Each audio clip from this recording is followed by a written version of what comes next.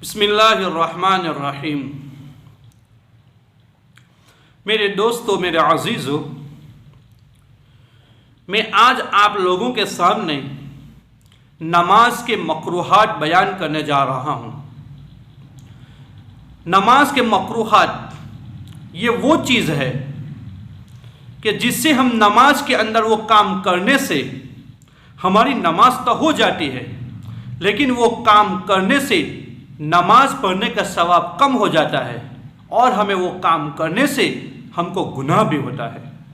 لیکن ہم کو معلوم نہیں ہے کہ وہ کون سا کام ہے۔ ہم نماز کے اندر وہ کام کرتے ہیں جس سے ہماری نماز تو ہو جاتی ہے، لیکن نماز پڑھنے کا ثواب کم ہو جاتا ہے اور ہمیں گناہ بھی ہوتا ہے۔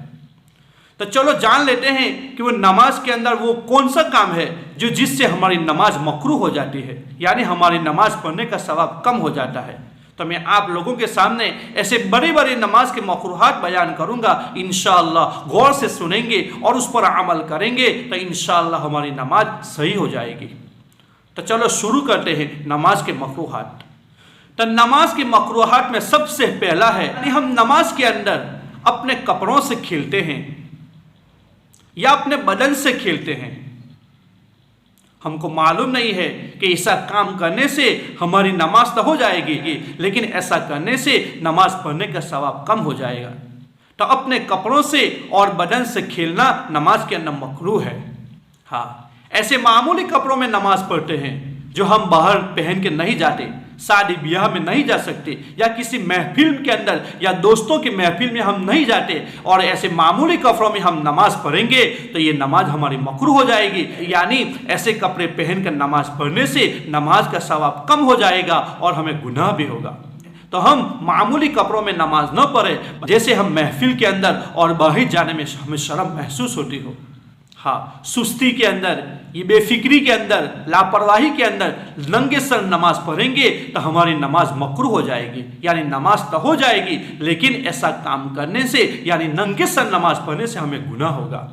تو ننگے سر نماز نہ پڑھے، کم سے کم سر کے اوپر رومال پہن کر نماز پڑھے تاکہ ہماری نماز صحیح ہو جائے۔ ہاں، ایسی حالت میں ہم نماز پڑھیں گے کہ ہمیں بہت زور سے پیشاب لگی ہے یا پاخانہ لگا ہے، تو ایسی حالت میں نماز نہ پڑھے۔ ایسی حالت کے اندر ہم نماز پڑھیں گے تو ہماری نماز مکروہ ہو جائے گی اور ہمیں گناہ بھی ہوگا۔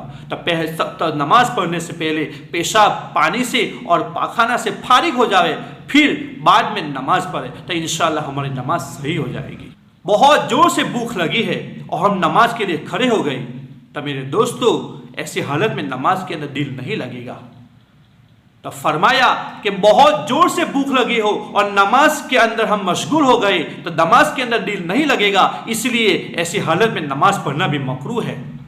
تو پہلے کھانا کھا لے، بعد میں نماز پڑھ لے۔ انگلیوں کو پھوڑنا، یعنی ایک ہاتھ کی انگلیاں دوسرے ہاتھ کی انگلیوں میں ڈالنا، ایسا کرنا، یا پھر نماز کے اندر ایسا انگلیوں کو پھوڑنا، چٹکھانا، تو ایسا کرنا بھی مکروہ ہے۔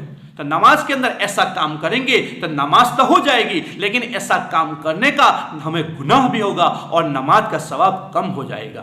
اگر نماز پڑھتے ہیں، رکوع میں گئے، سجدہ میں گئے، تو دیوال کے سہارے سے ہم کھڑے ہوتے ہیں اور دیوال کے سہارے سے ہم سجدے میں جاتے ہیں بلا عذر، یعنی کوئی تکلیف نہیں ہے، بس ایسے ہی دیوال کی سہارا سے رکوع میں گئے، سجدے میں گئے اور دیوال کے سہارے سے رکوع میں سے اٹھے، سجدے میں سے اٹھے، تو ایسا کام کرنے سے ہمیں نماز مکروہ ہو جائے گی، یعنی نماز کا ثواب کم ہو جائے گا اور گناہ بھی ہوگا۔ تو بغیر ضرورت ہم دیوال کے سہارا نہ لیں۔ ہاں، نماز کے اندر آنکھیں بند کر کے ہم قرات کریں گے، آنکھیں بند کر کے رکوع کریں گے، قاعدہ میں بیٹھیں گے، تو میرے دوستو، میرے عزیزو، یہ مکروہ ہے۔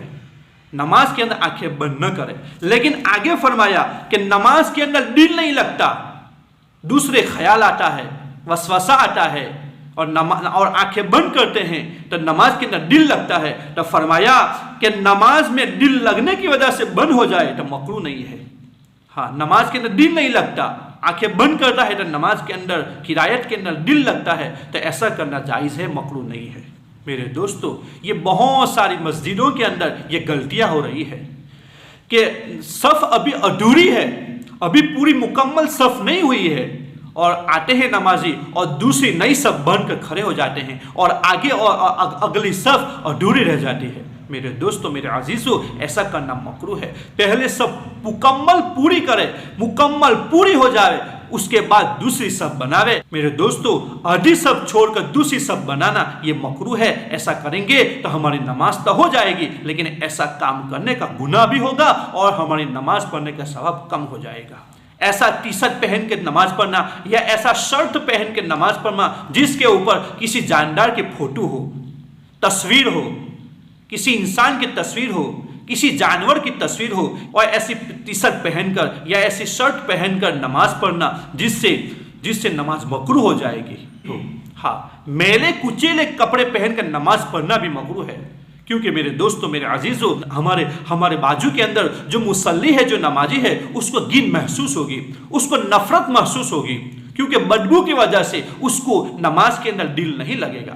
تو میرے دوستو، میلے کچیلے کپڑے پہن کر نماز نہ پڑھے۔ اگر ایسا کام کریں گے تو ہماری نماز مکروہ ہوگی اور دوسروں کی نماز میں بھی خلل پیدا ہوگا۔ تو میرے دوستو، میلے کچیلے کپڑے پہن کر نماز نہ پڑھے۔ ایسا کریں گے تو ہماری نماز مکروہ ہو جائے گی۔ ہاں، لہسن کھائے، پیاز کھائے اور ایسی حالت میں بغیر مسواک کیے، بغیر کلی کیے ہم نماز پڑھیں گے تو میرے دوستو، ایسی حالت میں بھی نماز پڑھنے سے ہماری نماز مکروہ ہو جائے گی۔ لہسن کھایا ہے، بیڑی پی ہے، سگریٹ پی ہے، تو ایسی حالت میں میرے دوستو نماز پڑھنے سے پہلے مسواک کر لیں، کلی کر لیں۔ لہسن کھا کر، بیڑی پی کر، تمباکو کھا کر، سگریٹ پی کر ایسی حالت میں ہم نماز کے اندر کھڑے ہو جائیں گے تو میرے دوستو بازو والے کو بھی گھن محسوس ہوگی، نفرت پیدا ہوگی اور ہماری نماز بھی مکروہ ہو جائے گی۔ تو میرے دوستو، میرے عزیزو، ایسی حالت میں نماز نہ پڑھے۔ اگر کھایا ہے لہسن یا پیاز کھایا ہے یا بیڑی پی ہے یا سگریٹ پی ہے تو میرے دوستو، میرے عزیزو، سب سے پہلے مسواک کر لیں، بعد میں نماز پڑھے، ورنہ ہماری نماز مکروہ ہو جائے گی اور گناہ بھی ہوگا۔ تو میرے دوستو، میرے عزیزو، یہ نماز کے مکروہات ہے۔ انشاءاللہ اللہ یہ باتوں کو دھیان میں رکھے اور ان باتوں پر عمل کرے تاکہ میرے دوستو ہماری نماز صحیح ہو جائے۔